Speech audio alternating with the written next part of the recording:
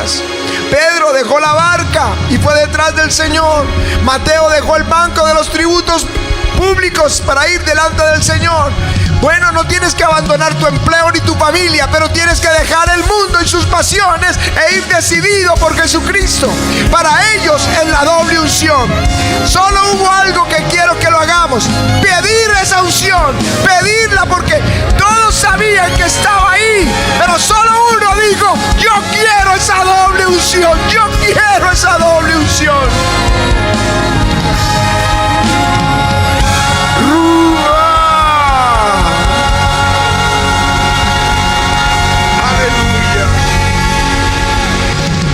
Gracias, Señor. Libro de Reyes y capítulo 19. Elías está en una cueva huyendo de Jezabel, y el Señor le saca de la cueva y le habla y le dice en el versículo 15: y le dijo Jehová: ve, vuélvete por tu camino por el desierto de Damasco, y llegarás y ungirás a Hazael por rey de Siria. A Jehú, hijo de Nimsi, ungirás por rey sobre Israel. Y a Eliseo, di conmigo, Eliseo, sí, hijo de Safat de Abel-Mehola, lo ungirás para que sea profeta en tu lugar. Y el que escapare de la espada de Hazael, Jehú lo matará. Y el que escapare de la espada de Jehú, Eliseo lo matará. Y yo haré que queden en Israel 7,000 cuyas rodillas no se doblaron ante Baal y cuyas bocas no lo besaron. Partiendo él de allí, halló a Eliseo, hijo de Safat, que araba con 12 yuntas delante de sí, y él tenía la última. Y pasando Elías por delante de él, echó sobre él su manto. Entonces, dejando él los bueyes, vino corriendo en pos de Elías y dijo: te ruego que me dejes besar a mis padres y a mi padre y a mi madre, y luego te seguiré. Y él dijo: ve, vuelve, ¿qué te he hecho yo?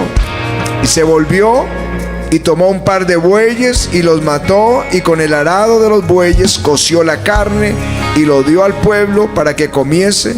Y después se levantó y fue tras de Elías y le servía. Di conmigo, le servía. Ahora, segundo libro de Reyes, capítulo 2. El día en que Elías iba a ser recogido, los profetas estaban a la expectativa, pero Eliseo no lo soltaba. El versículo 6 dice: y Elías le dijo, está hablando con Eliseo: te ruego que te quedes aquí, porque Jehová me ha enviado al Jordán. Y él dijo: vive Jehová y vive tu alma, que no te dejaré. Fueron pues ambos, y vinieron 50 varones de los hijos de los profetas, y se pararon delante a lo lejos, y ellos dos se pararon junto al Jordán. Tomando entonces Elías su manto, lo dobló y golpeó las aguas, las cuales se apartaron a uno y otro lado, y pasaron ambos por lo seco. Cuando habían pasado, Elías dijo a Eliseo: pide lo que quieras que yo haga por ti antes que yo sea quitado de ti. Y dijo Eliseo: te ruego que una doble porción de tu espíritu sea sobre mí. Esa es la que vamos a pedir hoy. Y él dijo: cosa difícil has pedido, si me vieres cuando fuere quitado de ti, te será hecho, mas si no, no. Y aconteció que yendo a ellos y hablando, he aquí un carro de fuego con caballos de fuego apartó a los dos, y Elías subió al cielo en un torbellino. Viéndolo, Eliseo clamaba: Padre mío, carros de Israel y su gente de a caballo. Y nunca más le vio. Tomando sus vestidos, los rompió en dos partes. Alzó luego el manto de Elías, que se le había caído, y volvió y se paró a la orilla del Jordán. Y tomando el manto de Elías, que se le había caído, golpeó las aguas y dijo: ¿dónde está Jehová, el Dios de Elías? Y así que hubo golpeado del mismo modo las aguas, se apartaron a uno y otro lado, y pasó Eliseo. Viéndole los hijos de los profetas que estaban en Jericó al otro lado, dijeron: el espíritu de Elías reposó sobre Eliseo, y vinieron a recibirle y se postraron delante de él. Amén y amén. Aleluya. Que Dios bendiga esa palabra.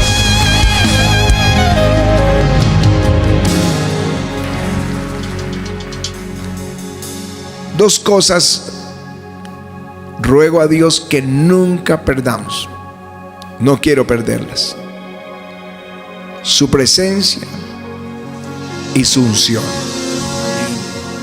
La unción es la que te empodera, te habilita para hacer cosas extraordinarias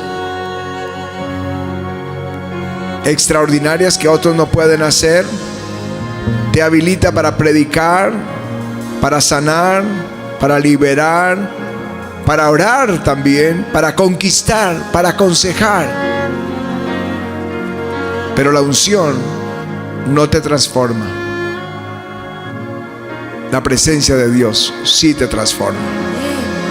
Los israelitas vieron el poder de Dios y su corazón seguía duro, pero a Moisés Dios le reveló sus caminos, su presencia. Pero necesitamos la unción en todas las áreas. No piensen que solamente es para el predicador y los que sirven en la casa de Dios, porque Dios ungió a José para que administrara la economía de toda una nación. Dios ungió a Daniel para que fuera un consejero del gobierno. Dios ungió a Esther para que influyera en el rey. Dios ungió a Lidia, que era una comerciante de lino y de telas, pero estaba con ella el Señor para que su casa fuera casa para Dios. Ungió a Nehemías, que era un copero del rey, para construir y levantar los muros de Jerusalén. Y Él te va a ungir para que tú le pongas tu pie sobre la cabeza del gigante. Él te va a ungir para que los yugos se pudran. Va a ungirte en un nivel en el que nunca antes hemos estado. Viene un nuevo nivel de gloria. Aleluya. Eliseo lo sabía, los profetas lo sabían, pero la diferencia, se los hablé hace 8 días, él sí lo quería con todo su corazón. No le importó caminar 22 kilómetros, 2 kilómetros, 4 kilómetros, lo que sea, detrás de Elías, pero él iba a tomar esa unción. Y segundo, él lo pidió. Di conmigo, lo pidió. Ahora, las compañías de profetas en ese entonces vivían como una misma comunidad, en un mismo pueblo todos. Y el profeta, en este caso Elías, era como un padre espiritual para toda esa compañía. Él fue el que instauró la compañía de profetas en el reino del norte, el profeta Elías. Pero ese día iba a ser llevado por el Señor. Él se iría. Y por eso Eliseo iba detrás de esa unción como fuera. Él necesitaba esa unción en su vida. Yo creo que él estaba pensando que Dios iba a hacerlo como lo hizo entre Moisés y Josué. Dice en Deuteronomios 34:9 que Josué recibió espíritu de sabiduría porque Moisés puso las manos sobre él. Él seguramente pensó: él va a poner las manos sobre mí y me va a impartir la unción, pero no te voy a dejar. Pero Dios hace las cosas a su manera. Para Eliseo era no perder la visión del profeta. Cuando fuera arrebatado, le iba a caer sobre él la unción. Para otros, mientras están escuchando mi sermón, por ejemplo, los días de María Whitworth, una gran evangelista, se cruzó una sola vez con Aimee Semple McPherson, pero los expertos en todo este estudio creen que la unción de María Whitworth cayó sobre Aimee Semple, y la unción de Aimee Semple cayó sobre Kathryn Kuhlman, y nunca se cruzaron, nunca conversaron juntos. Pero es la forma de Dios, como Él quiere. Yo no sé qué va a pasar esta noche, pero sé que Dios va a impartir unción. Te va a dar la autoridad para aplastar a ese enemigo, para poner tu pie sobre ese gigante. Te va a dar la unción para proclamar el evangelio. Te va a dar la unción para llevar un avivamiento. Pastores del Perú, pastores de Portugal, para esa noche Dios los trajo para darles esa unción e ir y conquistar en el poder del Espíritu Santo. Así que Él pidió una doble porción. ¿Por qué pidió una doble porción? Porque cuando moría el papá de una familia, se repartía en partes iguales la herencia, pero al primogénito se le daba el doble. En otras palabras, Él estaba pidiendo ese lugar. Tú te vas a ir, ¿quién va a ser el profeta para esa nueva generación? Necesitamos esa doble unción, necesitamos esa doble porción, es decir, necesitamos que nos habilites para ser el profeta que sigue en lugar de Elías. Es lo que está pidiendo Eliseo. Y eso es lo que vamos a pedir esta noche. ¿Por qué una doble unción? Porque el Señor prometió que la gloria postrera sería mayor que la primera. Porque el Señor dijo que el mejor vino es para el final.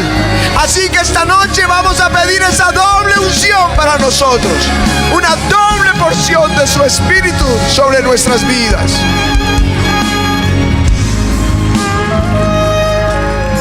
Lo que había en Eliseo es una sombra de lo que Dios espera que sea la iglesia postrera. Lo que Dios desea que todos nosotros seamos. Primero, es una iglesia escogida. Dios escogió a Eliseo y Dios te escogió a ti. Dice la primera carta de Pedro: mas vosotros sois linaje escogido, real sacerdocio, nación santa, pueblo adquirido por Dios, para que anunciéis las virtudes de aquel que los llamó de las tinieblas a su luz. Así que fuimos escogidos para anunciar el evangelio, donde quiera que estemos, donde quiera. Estuvimos en el estadio de Madrid, en el estadio Metropolitano, y me alegró mucho ver a Dani Alves, creo que se llama el futbolista, testificando de Jesús. Él lo habían acusado vilmente que había abusado de una joven y estuvo preso 6 meses hasta que se descubrió que era un engaño.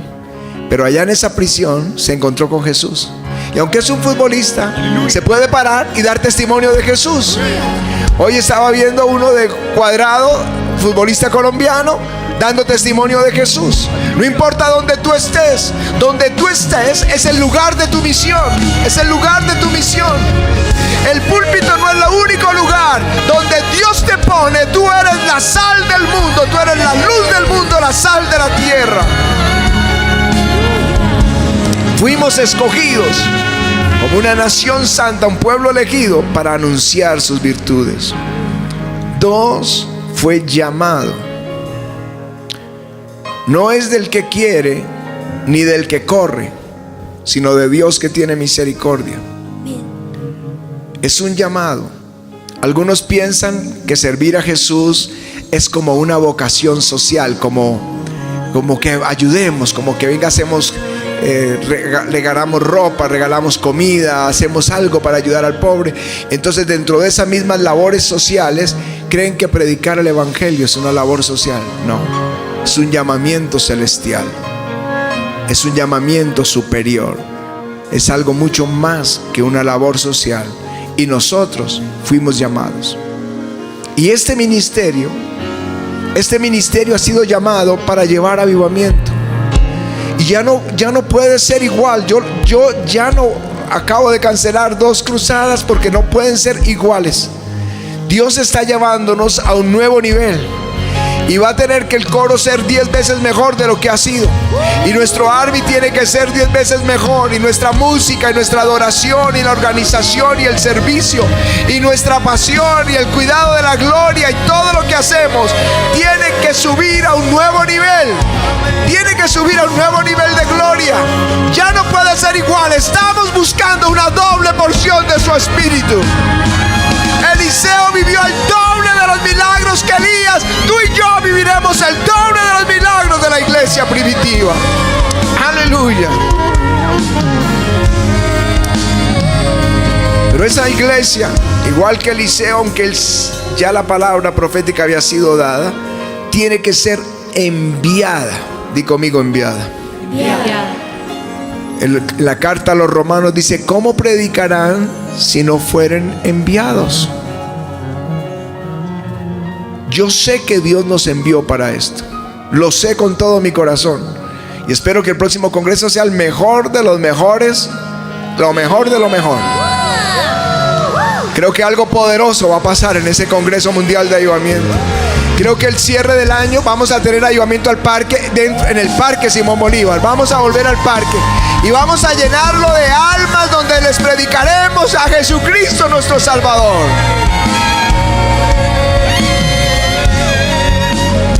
Y fuimos enviados cuando Él dijo: id por todo el mundo y predicad el evangelio a toda criatura.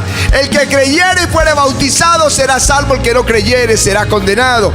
Y dice: y estas señales seguirán a los que creen. En mi nombre echarán fuera demonios, hablarán nuevas lenguas, tomarán en las manos serpientes. Eso de tomar las manos, la traducción correcta es quitarán esas serpientes del medio. Las quitarán y hablarán dice: y si bebieren cosa mortífera no les hará daño. Sobre los enfermos pondrán las manos y sanarán. Hay una unción sobre tu vida en esa comisión que nos fue dada. Así que si fuimos llamados, si fuimos escogidos y hemos sido enviados. Pero había algo que el Señor dejó ahí escrito por una razón: el que escapare de la espada de Jehú, Eliseo lo matará.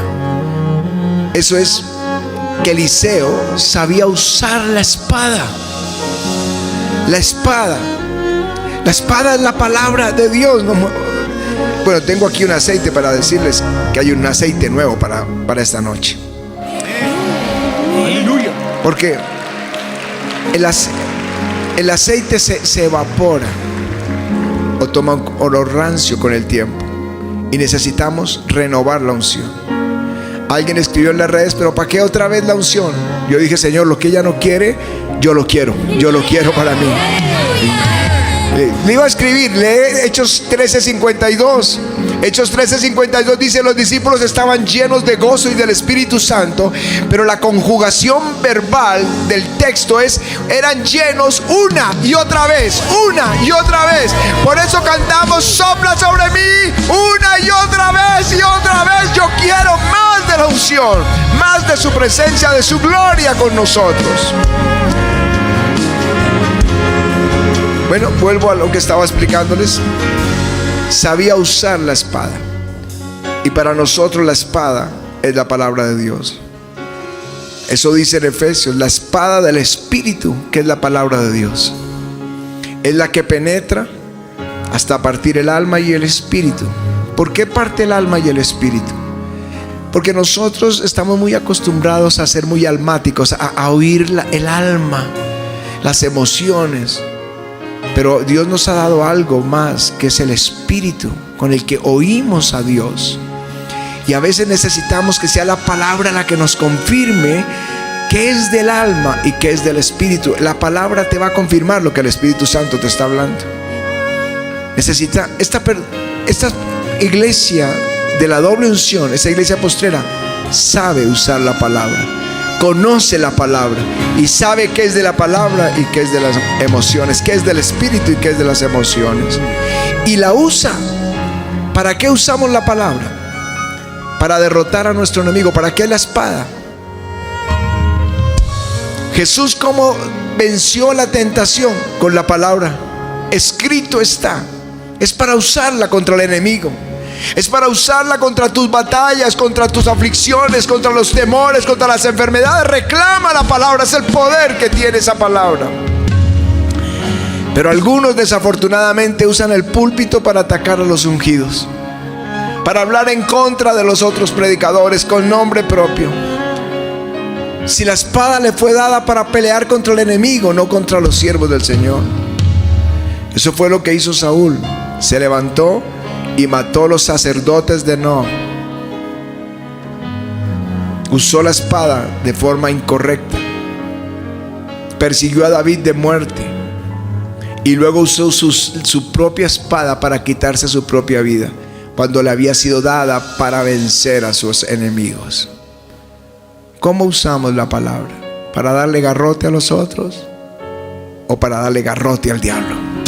Tenemos que decidir hoy. Pero esa iglesia que usa bien la palabra es la que va a recibir la doble unción. Es una iglesia guerrera, valiente. Es una iglesia que trabaja la tierra. Por eso está Eliseo arando la tierra. Es alguien que sabe arar en el reino de los cielos. ¿Cómo? Orando. ¿Cómo necesitamos personas que oren por el avivamiento, que oren por la iglesia, que oren por sus pastores, o ayudando a los hermanos, enseñando, aconsejando, ministrando, sirviendo, corriendo para hacer las cosas?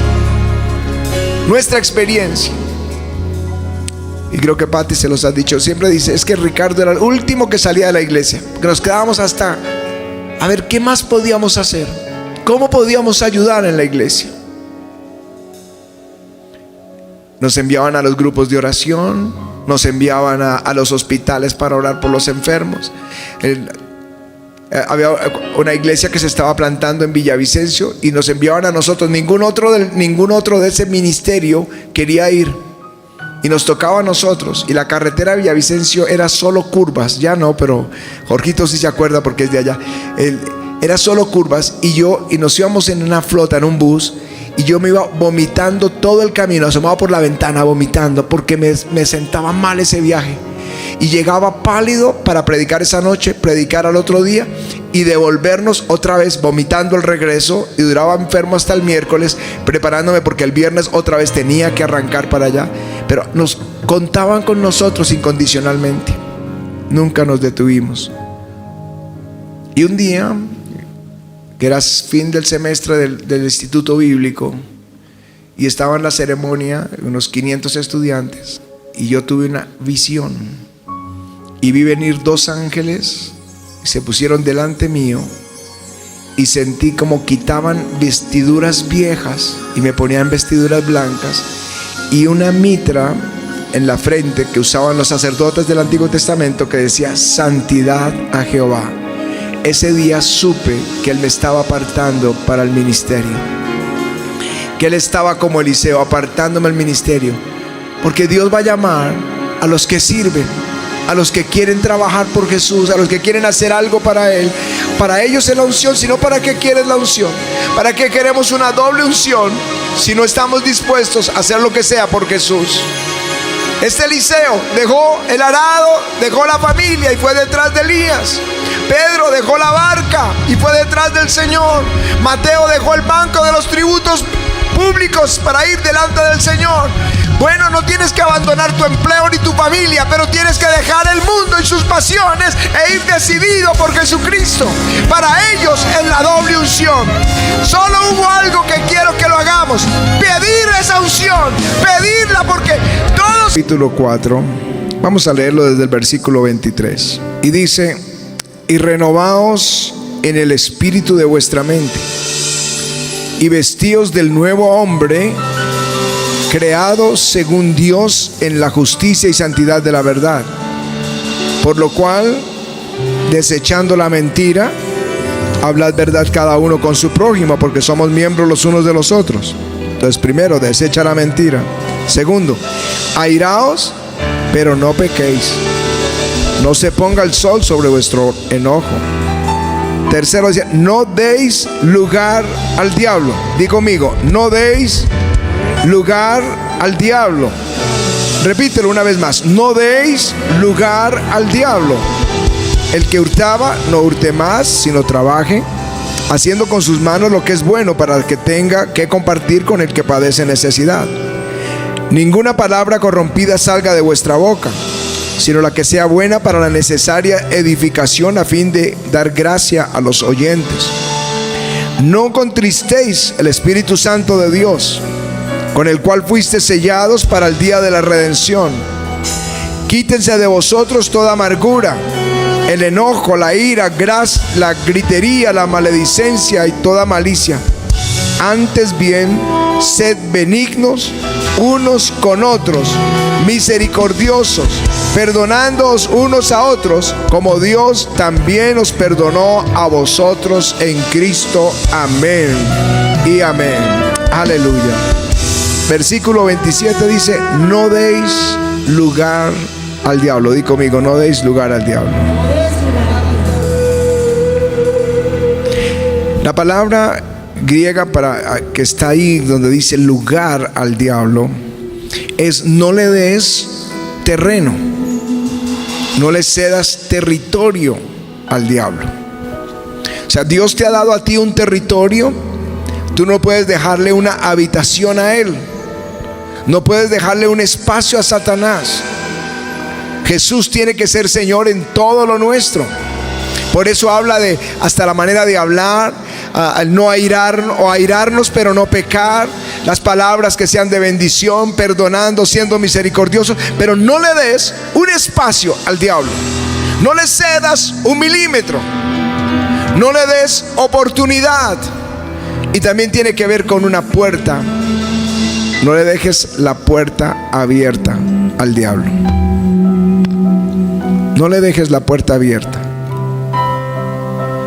Yo estaba soñando el otro día como que se habían entrado unos niños malos y habían salido, y yo salí a asomarme y la puerta estaba sin seguro. Y ahí supe que tenía que cerrarla para que no se entraran los grandes. Eso era mi sueño.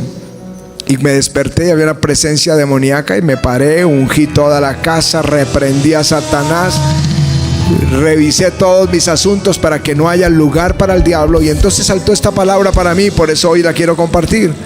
No le demos lugar al diablo, no le demos un espacio que no pueda entrar a nuestro territorio. Lo segundo que quiero decirles es que cuando el evangelio de Jesucristo viene, Satanás tiene que salir. En la comisión que el Señor le dio a los 70, y les dijo: vayan y en las casas donde los reciben, oren por los enfermos que se sanen, predíquenles el evangelio. Y si no les reciben, pues sacudan sus pies y salgan de ese lugar y vayan a otro lugar. Y ellos salieron a cumplir la misión, 70, de dos en dos, 35 grupos de evangelismo que se fueron a hacer a las ciudades. Cuando regresaron, la escritura dice: volvieron los 70 con gozo, diciendo: Señor, aún los demonios se nos sujetaban en tu nombre. Y Jesús dijo algo que es la palabra de hoy: yo veía a Satanás caer como un rayo. Yo veía a Satanás caer como un rayo.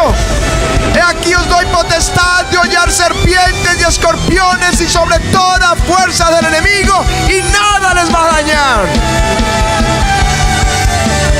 Cuando uno lee esto, lo que uno entiende es que donde se predica Jesús y es aceptado, Satanás cae. Satanás cae como un rayo.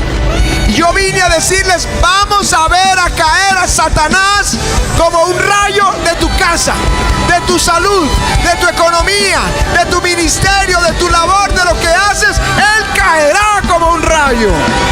Aleluya. Ese es el poder del evangelio. Satanás tiene territorio, Por eso cuando uno lee el Éxodo entiende eso. Satanás tiene un territorio donde hay maldad, hechicería, brujería, muerte. Era el territorio de los cananeos, pero el Señor viene para sacarlos ahí. Él no viene para convivir con ellos, viene para sacarlos.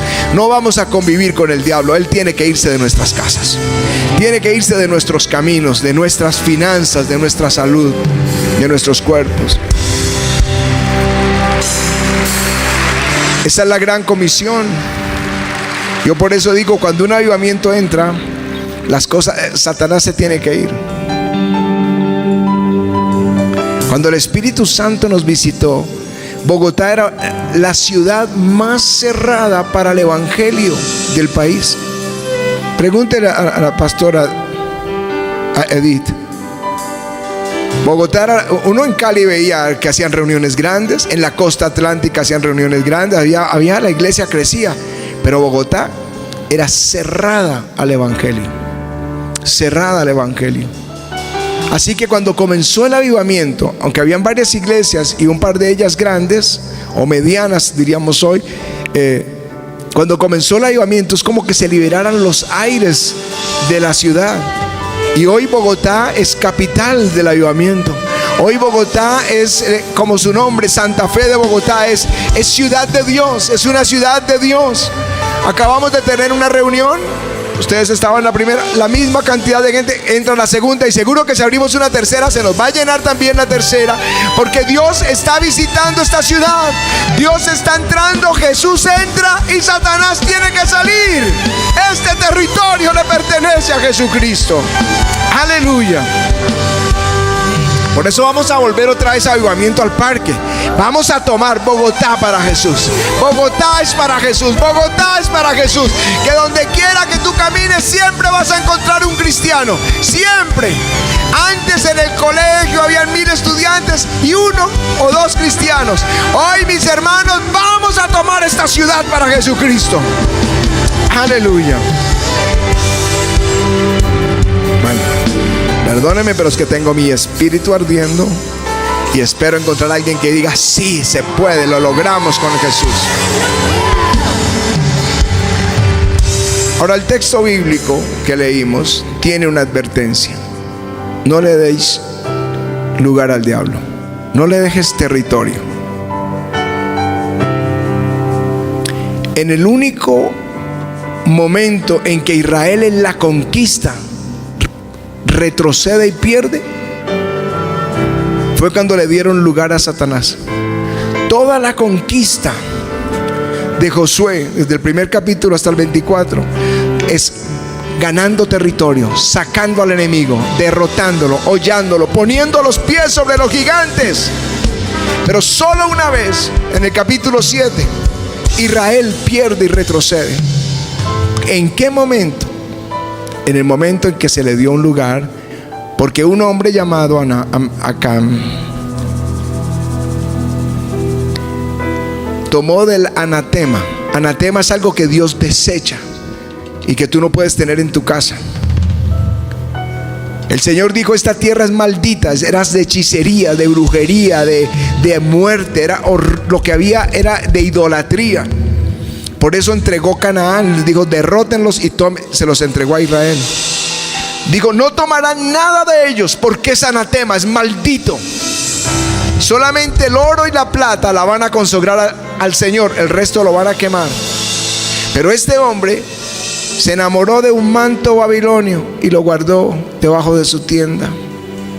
Y cuando fueron a la guerra, no pudieron vencer y tuvieron que salir corriendo. Y Josué tuvo que llorar toda la noche: ¿qué está pasando?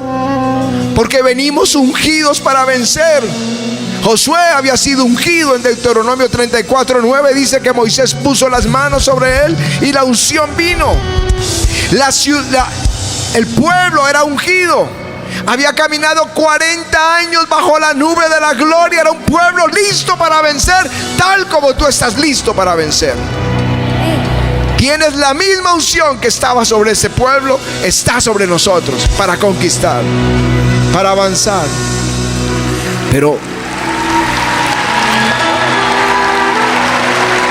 Pero ellos retrocedieron porque Dios quitó su amparo.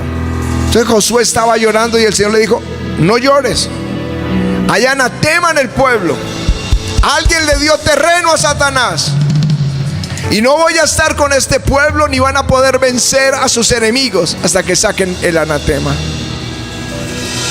Así que tuvieron que reunirse y buscar qué era lo que pasaba, y descubrieron el pecado de Acán. Después de que se arrepintieron, empezó la conquista. Y ustedes ven una conquista impresionante, cómo Dios les ayuda a los israelitas en la conquista. Pero la lección quedó escrita para nosotros: no le deis lugar al diablo. No le dejes un pedacito de terreno a él si tú quieres vencer. Te lo voy a poner en una ilustración que lo he usado en otras ocasiones y que me gusta. Un hombre estaba comprando casa para su familia. Lo promedio de la casa era $1 millón. Así que estaban buscando una casa de $1 millón y de pronto encontraron una espectacular, tremenda casa. Y el dueño les dijo: se las voy a vender no en $1 millón, sino en la quinta parte, solo la quinta parte. Pero yo voy a pedir algo: que yo pueda tener en esa casa un clavo que es un recuerdo mío de esta casa. La casa va a ser 99.9 de ustedes, lo mío solo va a ser un clavo, no más. Déjenme poner mi clavito ahí, y cada vez que yo pase por la ciudad, pues yo vengo a ver que mi clavo esté ahí, porque es mi propiedad. Lo dejamos en las escrituras públicas, que es mi propiedad el clavo. Y se miraba la familia y no podía creer que eso estuviera sucediendo. Eso era para ellos un milagro. La casa en la quinta parte. ¿Se imaginan? Vamos a comprar una casa sin deuda. ¡Qué bendición! Esto es Dios. Y se abrazaron, bueno, firmaron las escrituras, estaban felices, brincaban, la familia lloraba de alegría. Se fue el caballero y despidió su clavito y se fue. Y ellos no podían creerlo, y llamaban a los amigos, invitaban a todo el mundo y les contaban: compramos esta casa en la quinta parte de su valor, solo tenemos que dejarle esta propiedad al anterior dueño, el resto es nuestro. Y todo el mundo estaba sorprendido del milagro. Pero un día vino él y dijo, y le abrieron y dijo: perdón, vengo a ver cómo está mi clavo. Claro, siga. Y entonces él vino, lo miró, dijo: sí, está en su lugar, está perfecto.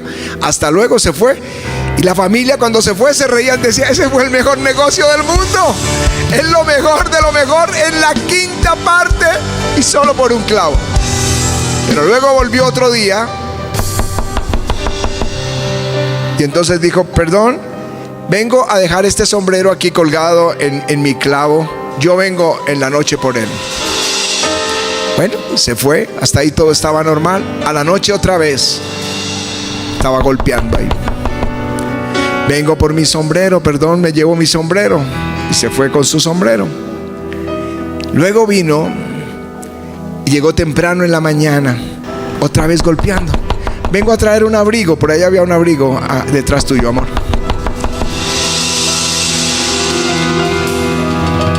Y dijo: perdóneme, pero es que el día está caluroso, yo voy a dejar mi abrigo aquí y vengo por la noche por él. Y se fue. 10 de la noche, 11 de la noche, 12. Por allá a las 3 de la mañana empezó a golpear y le abrieron dormidos todos: perdón, pero vengo por mi abrigo, aquí el que está en mi clavo. Y se llevó el abrigo. Este es el que le tengo reservado aquí al pastor Ricardo. Bueno, siguió golpeando todas las noches, dejando una cosa y otra, y se volvió un tormento. Ya la familia estaba desesperada, ya no podían descansar. Este hombre, pero era el dueño del clavo.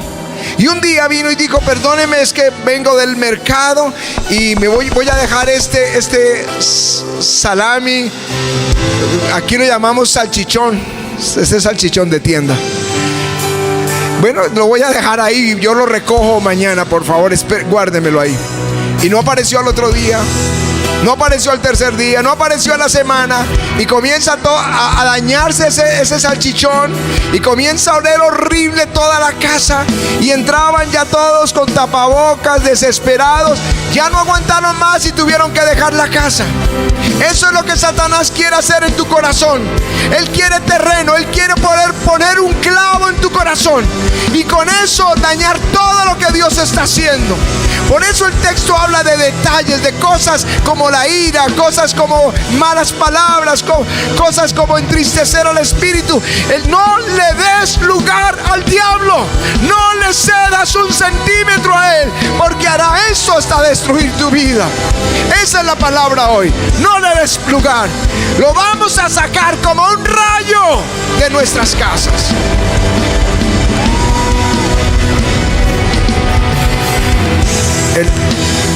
¿Saben que cuando Israel salió de Egipto, como Faraón abrió la puerta, no solo salieron los israelitas, sino que salieron también unos extranjeros? ¿Sabían eso? Se colaron, se metieron extranjeros entre ellos. Y como Faraón dijo salga, Israel salió toda y extranjeros salieron. Y en el camino ellos persuadieron al pueblo a llorar porque no tenían carne. Dice, y la gente extranjera, dice el texto bíblico, que se mezcló con ellos, tuvo un vivo deseo. Y los hijos de Israel volvieron a llorar porque no tenemos carne en el desierto. Antes comíamos de balde. Bueno, de balde ningún esclavo come de balde. La comida para un esclavo es como gasolina para un auto. Es solo para que siga trabajando, pero no es de balde. Pero fueron los extranjeros los que llevaron a Israel a quejarse, y murieron miles en un lugar que se llamó la tumba de los codiciosos, por culpa de los extranjeros. Satanás siempre va a querer hacerlo. En el Éxodo, cuando querían salir, Faraón le dijo a Moisés le dijo a Faraón: el Señor se nos apareció en el camino y quiere que vayamos toda la nación 3 días de camino para adorarle y hacerle ofrendas a Él. Faraón dijo: no los voy a dejar ir. Y les duplicó la tarea. Y comienza una batalla. Esto es una batalla espiritual. Y entonces el Señor empieza a juzgar la nación con plagas, con la sangre, con las moscas, con las ranas. Y Faraón lo llama y dice: bueno, está bien, hagan una cosa. Ustedes quieren adorar al Dios de ustedes, adórenlo aquí en la tierra. Y ahí es donde caen muchos creyentes. Se quedan en casa y dicen: no, pues yo puedo verlo aquí por las redes, yo lo puedo ver aquí por televisión. Esto después de la pandemia, algunos se quedaron en casa. Gracias a Dios por todos ustedes que salieron de casa para buscar al Señor. Yo iré a la casa del Señor. Yo me alegré con los que decían: iremos a la casa del Señor. Pero se quedan virtuales allí, y ahí nunca van a poder sacar a Satanás de sus casas. Moisés dijo: no, nos vamos todos a adorar a Dios. Faraón dijo: no, de aquí no salen. Entonces Dios envía las plagas sobre el ganado, úlcera, granizo, y les anuncia: voy a enviar la langosta que destruirá la tierra. Y los siervos de Faraón dijeron: ¿cuándo vas a dejar ir este pueblo? ¿No ves que está Egipto destruido? Entonces dijo: bueno, que vengan, hagamos un negocio. Que vayan los hombres y adoren, y se queden las mujeres y los niños y el ganado aquí. Tú no puedes dejar tu familia en casa. No puedes decirle a los niños: bueno, están cansaditos, pobrecitos, es el día de descanso, quédense en casita viendo caricaturas, que aquí el diablo los va a entretener mientras yo voy y adoro. No. Satanás quiere dejar un clavo para destruir tu familia. Tú tienes que clamar y clamar hasta que tu familia venga a los pies de Jesucristo. No estaría bien llegar nosotros al cielo y ver a todos nuestros familiares en el infierno. Satanás quiere dejar ese clavo, pero lo vamos a sacar como un rayo de aquí, de nuestras familias. Yo sé lo que es el poder de la oración por la familia. Aleluya. Como no accedió Moisés, Faraón endureció su corazón, pero Dios envió la langosta, las tinieblas, hasta que dijo: está bien, vayan, váyanse los hombres, las mujeres, los niños, vayan todos, dejen el ganado aquí. Eso es lo que Él quiere. Porque seguro que algunos y muchos de ustedes les han dicho: bueno, vaya a la iglesia, pero no vaya a llevar allá su platica, no vaya a dejar allá los diezmos. ¿A cuánto les han dicho eso? Dígame la verdad, sean honestos, bátame la mano. Es el mismo diablo, no cambia. Él es el mismo con sus viejas mañas, pero gracias a Dios que está la palabra de Dios que nos hace libres. Es la misma historia. Bueno, vayan y adoren a Dios, vayan con toda la familia, pero dejen las ovejas aquí, no vayan a llevar ovejas. Dijo Moisés: ¿y qué vamos a ofrecerle? ¿Qué vamos a ofrecerle al Señor si vamos a honrarlo con nuestras ofrendas? Y dijo: no van a salir. Y entonces ellos perseveraron, y vino el día en que la muerte de los primogénitos, y Faraón abre la puerta. Esto es la parte que me gusta de esto. Es cuando Satanás cae como un rayo. Es cuando Satanás cae como un rayo. Porque Faraón tuvo que decir: salgan, salgan.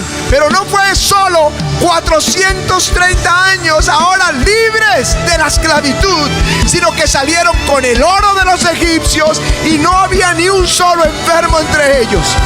En un solo día, escuchen, en un solo día, libres, prósperos y sanos. Eso es, cayó Satanás como un rayo. Aleluya, aleluya. Ver a los faraón y sus ejércitos flotando ahogados en el mar, y ellos con las riquezas de los egipcios y ninguno enfermo. Mis hermanos, eso es lo que vamos buscando. No le damos lugar al diablo, lo vamos a sacar como un rayo de nuestro territorio. Aleluya, aleluya. Es que es en cosas pequeñas. El joven rico, que era obediente a toda la palabra de Dios, se quedó por fuera porque amaba más el dinero que a Dios.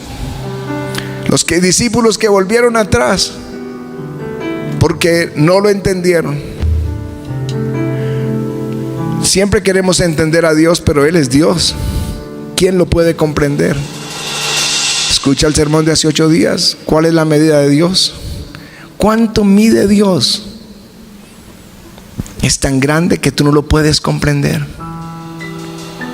Puedes disfrutar de sus bendiciones, pero no lo puedes comprender. Él es poderoso para darte más de lo que tú pides o de lo que tú esperas. Mucho más. Él no tiene límites. Él no sabe qué son límites. Yo no sé, la contabilidad de Dios es graciosa. Necesitaba alimentar a 5,000 y le sobraron como 12 canastas. Siempre va a sobrar. Él no sabe otra. Le pidieron carne, está bien, carne. Cada uno hizo 10 montones de codornices. ¿Quién se come siquiera un montón? Ninguno. Pero así es la contabilidad de Dios. Así son las bendiciones. No hay límite. Pero si le damos lugar al enemigo, no vamos a poder conquistar. Él va a probarte. Sadras, Mesás y Abednego. Hizo el faraón, el Nabucodonosor, una imagen, y todo el mundo tenía que adorar la imagen de oro. Ellos puedan decir: pues ahí nos arrodillamos, pero no le pedimos y seguimos en nuestra nueva posición, porque además estaban en una posición de autoridad. Pero dijeron: ni una pezuña en Egipto, ni un clavo a Satanás. Y no accedieron, y los metieron al horno de fuego.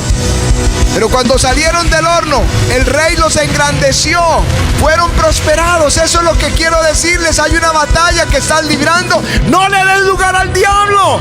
No cedas un milímetro, porque viene el día en que caerá como un rayo y tú estarás en bendición. Tú serás engrandecido. Mira a Daniel. Tenía la bendición de Dios, pero el rey dijo: nadie puede orar por un mes, o va a ir a los leones. Es ahí donde nosotros, y lo digo también en todo, ahora que está la política, También ustedes son 100% responsables por quién van a votar. No le puedes dar lugar al diablo y luego quejándonos porque se llenó el lugar de hechiceros, de brujos y de inmundicia, aborto a todas partes, clínicas de aborto, clínicas de muerte, de eutanasia, y la muerte rondando por la ciudad porque hicimos mal. No, yo no le voy a dar lugar al diablo en nada, ni siquiera en las votaciones.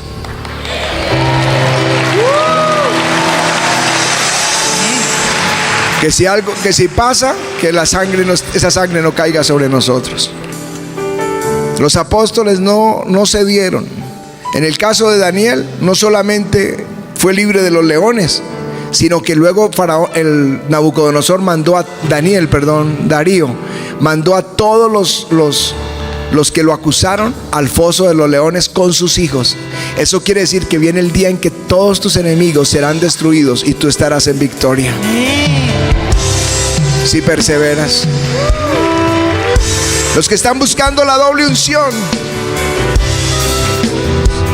les prohibieron a los apóstoles predicar y dijeron: no, es necesario obedecer a Dios antes que a los hombres. ¿Y qué hizo el Señor? Él dio el doble de la unción, más milagros, más maravillas, más señales, más provisión. No había ni un solo necesitado entre ellos. ¿Están entendiendo lo que pasa? Ese es un pulso. Si Satanás cae, tus finanzas serán recuperadas, tu hogar será recuperado, tus conquistas estarán allí firmes y tú pondrás el pie sobre el gigante. Aleluya. Napoleón decía: toda batalla tiene 15 minutos que se llama la crisis de la guerra, que es donde un pulso gana el que persevere, no el más fuerte, sino el que persevere. ¿Nunca han jugado pulso? Cuando el pulso está en un punto donde no se sabe quién va a ganar,